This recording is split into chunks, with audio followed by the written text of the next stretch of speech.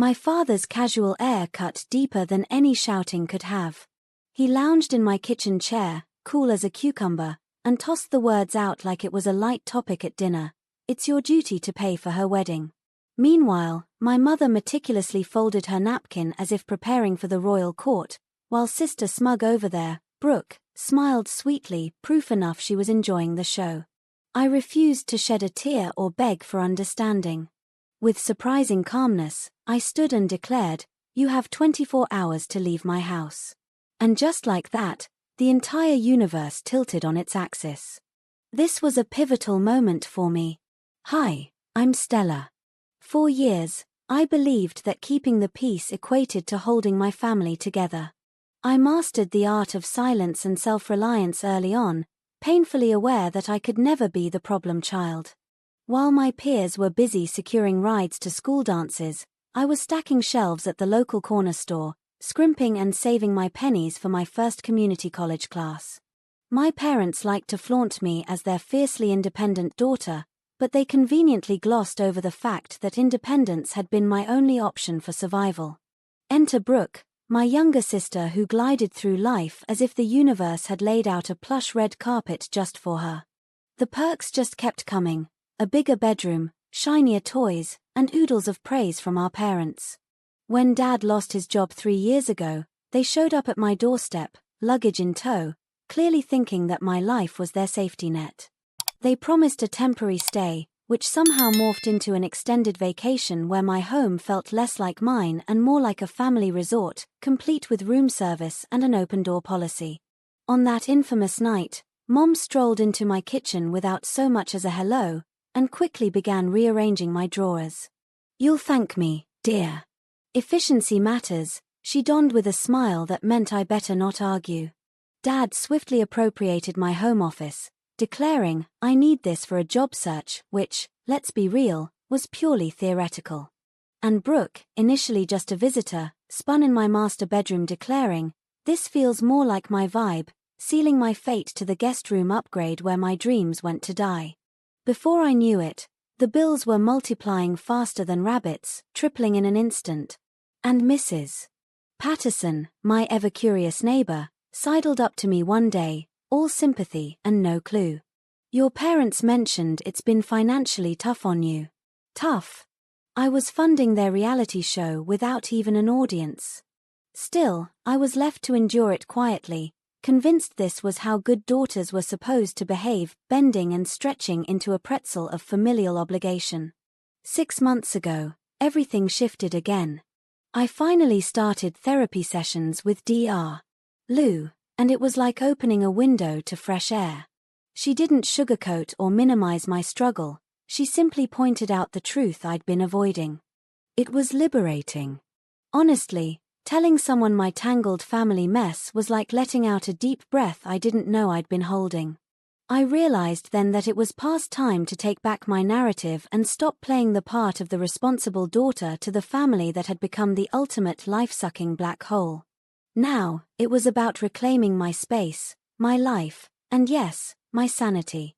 With every session, I felt less like an errant caretaker and more like a woman with her own dreams and aspirations. My family dynamics became less about duty and more about choice, a notion I was finally ready to embrace. No more silent compliance, I was ready to transform the merry-go-round of obligation into a straight-shooting express train to self-discovery. Bring it on, world. I took a long, hard look at my life and realized I had some serious issues sneaking around under my nose. Financial abuse, emotional manipulation, you name it, I was surrounded. Yet, I stayed silent, pacing my thoughts like a paranoid cat. But with each morning's coffee, I began to soak in the subtleties of my reality. There was Brooke, reigning over my home like it was her royal castle, and I was just the servant. Something had to give, I felt it in my bones. One lazy Saturday, armed with bills that loomed like scary monsters, I finally settled at the dining table. It was the familiar stage for countless takeout dinners after cramming late at work. I peeled open that ugly stack of numbers, bracing myself for the truth. Holy moly, the electricity was spiking, groceries were expensive, And let's not even start with how much gas was costing. This was all raising red flags, 3 grown adults, plus me, and what was I, their personal ATM? Laboring under their delusions of entitlement was exhausting. As I engrossed myself in the grim financial reality facing me, Brooke sashayed into the room, completely oblivious to my meltdown. Scrolling through her phone like a queen assessing her subjects, she popped open my fridge, snagging my beloved sparkling water. "We need more groceries. Can you run to the store today?" How about you get a job, I thought, but instead I just sat there blinking like a deer in headlights. Did she have any clue she hadn't contributed to groceries in 3 years? Nope, just another crack in the facade of normalcy.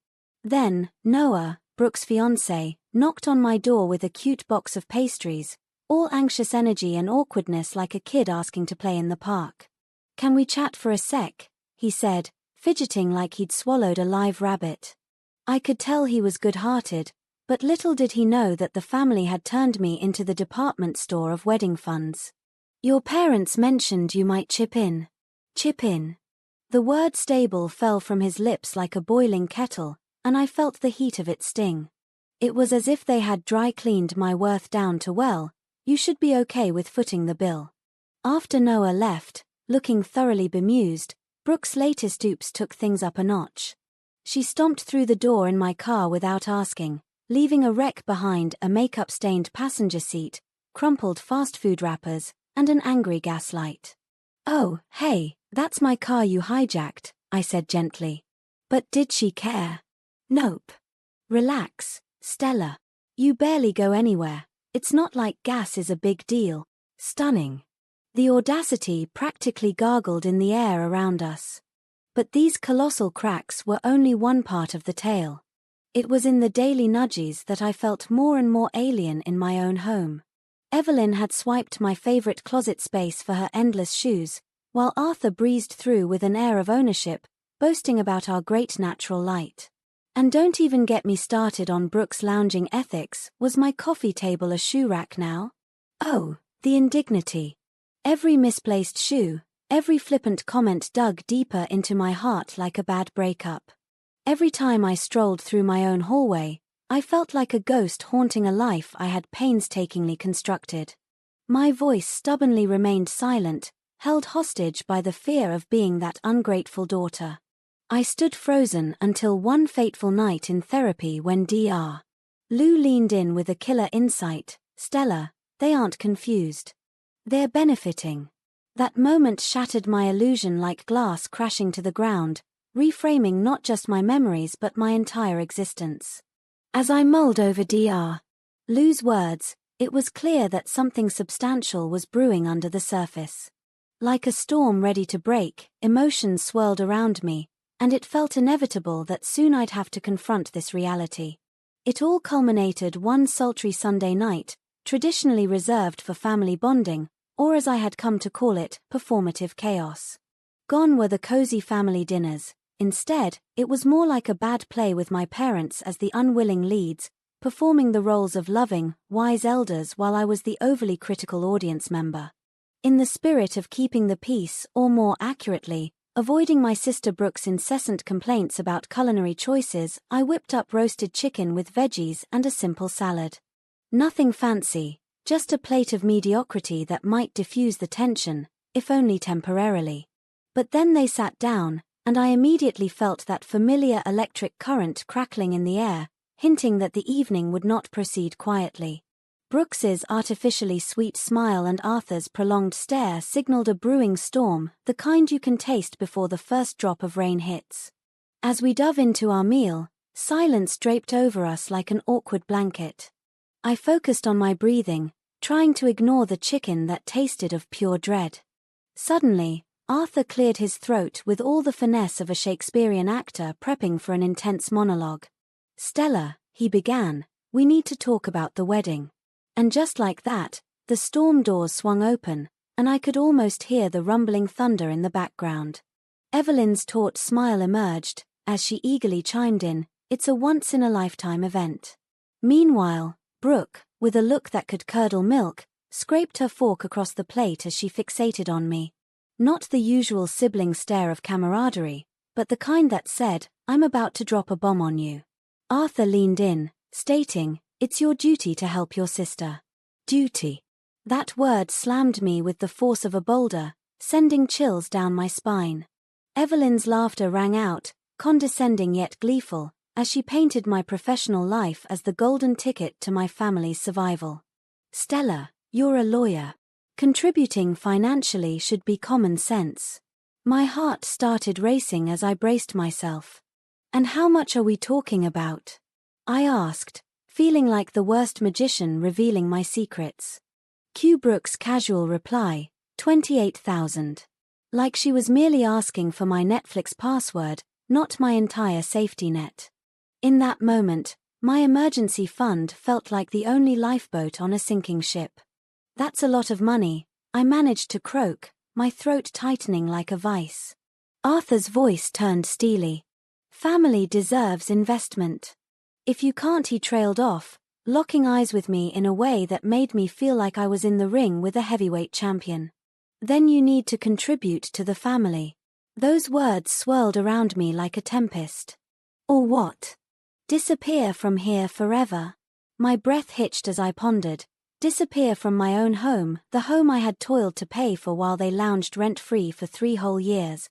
Brooke just sat there, cool as a cucumber, with that smug smile plastered on her face. It was as though she thought she owned the place, and honestly, for a moment, I felt like a ghost haunting my own life.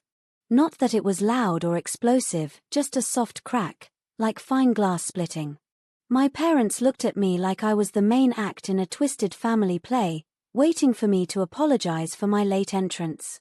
Meanwhile, Brooke was twirling her wine glass like she was auditioning for the role of Queen Bee. "Dr." Lou's voice echoed like a bad 90s sitcom in my mind, reminding me that my family wasn't confused, they were perfectly aware of their puppeteering. It was time for me to cut the strings.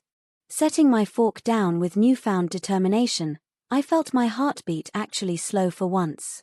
Instead of feeling like a frantic hamster on a wheel, I was calm and collected as I stood up, basking in the moments that followed. Evelyn looked like a deer caught in headlights while Arthur raised an eyebrow, caught off guard. Brooke's amusement waned, and I knew it was time to take the reins. "You have 24 hours to leave my house," I declared in the most steady voice I'd ever mustered. Suddenly, it felt like the air had been sucked out of the room. Arthur nearly levitated off his chair, mouth agape, ready to unleash his ungrateful child speech. A raised hand from me silenced the oncoming storm. Evelyn gasped like I had just insulted the royal family, and Brooke's smug expression evaporated, replaced with shock and then anger mixed with disbelief. It felt fantastic. For the first time, the family script they had been reading off for years was abruptly cancelled, and they were left without lines. I calmly pushed my chair back and delicately smoothed out my napkin. Yes, the one I hadn't used because I hadn't been dining, I'd been performing. "You have until tomorrow evening," I said. "After that, I'm changing the locks." This wasn't even a crescendo, it was the finale, bitter, sweet and liberating. I walked out of the room feeling 10 feet tall, leaving behind the guilt and expectation that had loomed over me forever. Behind me, the reactions were comically dramatic. "She's lost it," Brooke whispered with wide eyes as if I'd just declared war on her. Arthur muttered something about respect while Evelyn was having a full breakdown into her napkin. But none of it fazed me. The storm had finally broken, and I was the one standing on dry land. It was a surreal moment, one I had long wished for. That night, sleep eluded me not because I regretted my boldness, but because the house felt like mine again. Each creak of the floorboards and hum of the heater sang a sweet, familiar tune. All the noises I'd learned to live with, the chatter, the blaring television, and the relentless opinions, were finally blissfully absent. I sat cross-legged on the couch, Brooke's once favorite spot, and soaked in the genuine silence. At 2 a.m., I couldn't resist the urge to dive into my newfound freedom. I opened my laptop and started Googling everything about legally evicting long-term guests. Sure, I was a criminal defense attorney, but property law? Well, it didn't matter because I knew they were not renters. They were freeloaders. By the time it hit 3 a.m., I had a locksmith booked for the next evening, and by 4 a.m., I compiled a comprehensive list of my belongings. Spoiler alert. It was almost everything in the house. Then as dawn broke at 6 a.m., I brewed coffee, glancing out at the sunrise that painted the sky in vibrant hues, feeling reborn. Finally, at 7 a.m. sharp, with coffee in hand and a heart full of expectancy, I strolled down the hallway to knock on the master bedroom door. Oh, how I couldn't wait to see the expressions on their faces. In my master bedroom, where Brooke had confidently declared the vibe was just right, chaos reigned supreme. Arthur, robe hanging askew, answered the door looking more like a grumpy house cat than the cool dude he pretended to be. Puffed up and ready to rumble, he snapped, "What now?" I calmly reminded him, like I was in some courtroom, addressing a particularly stubborn judge, that he had 24 hours to vacate. Boy, did that get the ball rolling. Brooke, still in bed with wild hair, shot me a look that could curdle milk. "You're really doing this?" she exclaimed, incredulous. "Yes," I replied, feeling as steady as a rock. Just as I turned to escape the chaos brewing before me, Evelyn appeared from the hallway bathroom, clutching her robe like she was the lead in a questionable theater production. "Don't do something you'll regret," she warned.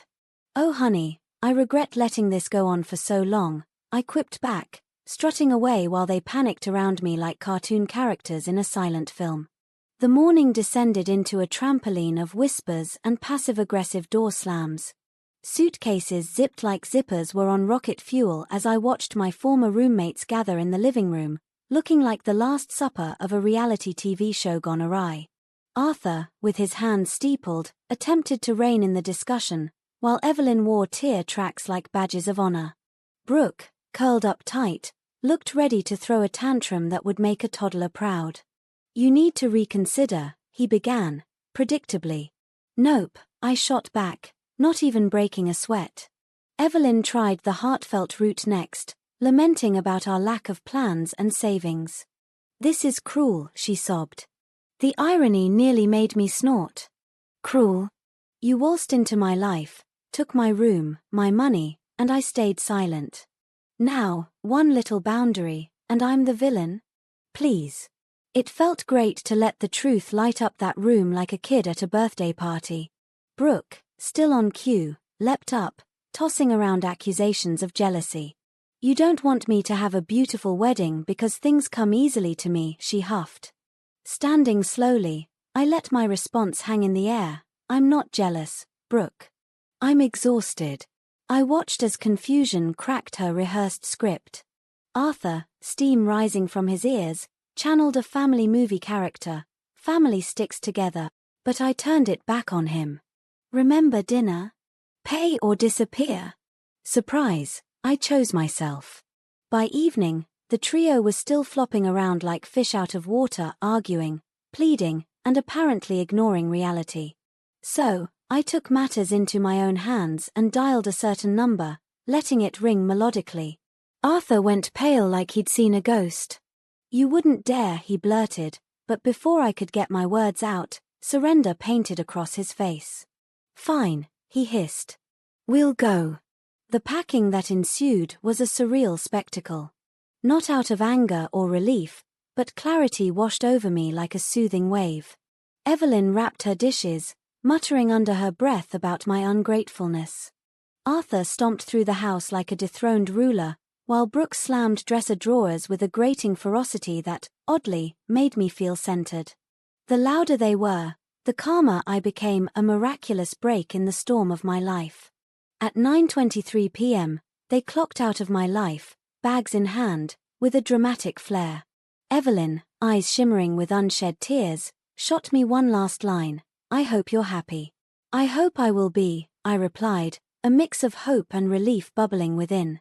Brooke marched out, her back to me, while Arthur lingered, clenching his jaw like it was going out of style. I locked the door behind them, leaning my forehead against the cool wood, silence wrapped around me like a warm blanket. The house was mine again, and for the first time in ages, the air felt light and free. I navigated through the fortress of chaos they had made from my once cozy home, the bedroom, the office, the kitchen. It was cluttered with scratches and scuffs, but beneath the grime lay the remnants of my life. I took a deep breath, letting my lungs expand with the realization that peace was creeping back. It wasn't a grand finale, it was more like a long-held breath finally escaping after 3 exhausting years. The first morning alone was surreal. I awoke expecting the familiar sounds of Brooke's chattering, Arthur's constant cough, and the clattering dishes from Evelyn that always went unwashed. However, the silence was almost deafening, broken only by the heater's gentle hum. A soft ray of sunlight illuminated my reclaimed master bedroom. My bed. I brewed coffee in the kitchen, that pristine, quiet kitchen where I could savor every moment free from the tension that had once suffocated me. Later in the week, Ruby knocked on my door. She stood on the threshold, taking in the empty spaces as if she were stepping into a fresh canvas for the first time. "I didn't realize how heavy this place felt until now," she said softly, glancing at me. "But Stella, you look 10 years lighter." It hit me then, I hadn't noticed how much I too had been carrying. The house felt alive again, and so did I. A refreshing weightlessness enveloped us both. As the days went by, I noticed the bills becoming manageable and my fridge filling up again. My car sat peacefully in the parking space, untouched, and oh, the sweet, sweet quiet became my daily dose of medicine. Just about 3 weeks after they left, the tranquility shattered around 2:08 a.m. when my phone rang, and I instinctively knew it was Brooke. Her voice quivered with uncharacteristic vulnerability, sending a chill down my spine. "I need help, Stella," she sobbed, and those words hit hard. It was real, not the pretentious drama I'd known. "I'm pregnant." My heart sank, not in panic, but in the painful awareness that once more, my family was thrusting a crisis upon me. Old instincts screamed to rush in and save her, to stifle my needs, but the teachings of Dr. Lou echoed louder, "Save her, and she'll never learn." Calmly, I explained, "I'm sorry you feel this way, but I can't be your safety net anymore." Her subsequent sob left a gaping silence behind the phone call. I offered her resources, programs and assistance, not my essence. A quiet closure blanketed the call, no goodbyes exchanged, but I felt a shift. The updates trickled in like a tender rainfall afterward, and Brooke began to tread the waters of independence without me holding her head above the surface. A year has slipped by since that pivotal night at my dining table. My parents have settled into a modest studio on the city's north side while Arthur works part-time at a hardware store, and Evelyn manages remote data entry. They're not flourishing, but they're making it independently. Brooke gave birth to a healthy baby boy. Although I've only glimpsed photos through family whispers, he embodies peace, untouched by the chaos of adult life. Meanwhile, I've built a quiet existence, my mornings rediscovered. For once, I'm cultivating a life where I don't have to shrink myself to fit into the cracks of those around me. My home buzzes with possibility, and my savings haven't vanished into the void. If any of this stirs some familiarity, I'd love to hear where you're listening from. If you've had to make a choice to prioritize yourself, don't shy away from sharing your story below. And be sure to subscribe. Trust me, you won't want to miss what's coming up next.